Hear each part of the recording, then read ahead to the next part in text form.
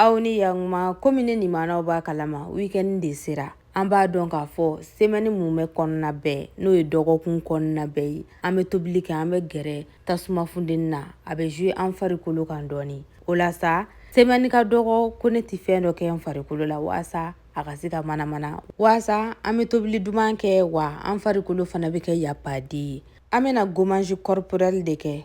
comme aw yɛrɛ y'a ye cogoya min na. Ni ye Nescafe cuillère ba ɲɛ kelen de talen an fɛ. Sukaro ka ɲi bun adamaden fari ma kosɛbɛ. Sukaro cuillère ba ɲɛ 2 bɔɲɔgɔnko ani situlu. Situlu kɔni hali ni ne m'a fɔ ko ne bi fɛn fɔ ni maanɔ ye e maa ma k'i ye farafin de ye i kan ka situlu nafa dɔn kosɛbɛ. Situlu de b'an fari dilan k'a ɲɛ k'a hydrater k'a ɲɛ ka fana k'a manamana ale de b'a manamana ne ni maanaw i n'a fɔ buteli kɔ. An bɛ nin kɛ fɛn ninnu bɛɛ lajɛlen fara ɲɔgɔn kan ka sɔrɔ k'a ɲami ɲɔgɔn na. N'a y'a ɲami ɲɔgɔn na sisan k'a donna ɲɔgɔn na ka ɲɛ n'a y'i ja i bɛ se ka nemurukumuni fitinin k'a la n'a sɔrɔ la ke e fari ye fari ye tuluba bɛ fari min na e bɛ se ka nemurukumuni dɔɔni k'i ta la nka n'a sɔrɔ la k'i fari t'o ye a ma se i ka i yɛrɛ bila nemurukumuni ko la yɛrɛ.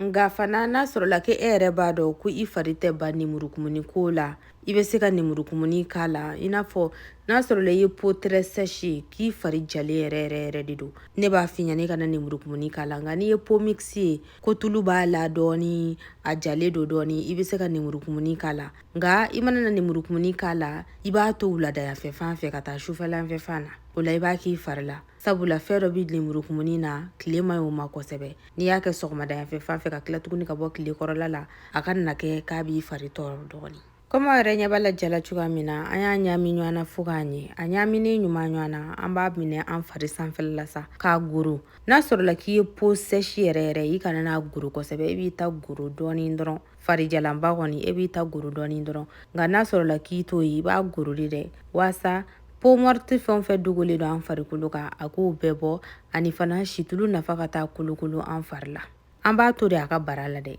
ayi sabula a fɔra ko si de ne ni maanaw bɛɛ b'a dɔn kɔni si kɔni faransɛkan na an bɛ se k'a fɔ ko vitalité walima jumɛn de ni ma s'a fɔ cogo la dɔrɔn a y'a fɔ n ye commentaire la an b'a to yen nɔ sisan a ka to an fari la dɔɔni waasa situlu ka kolokolo la o kɔfɛ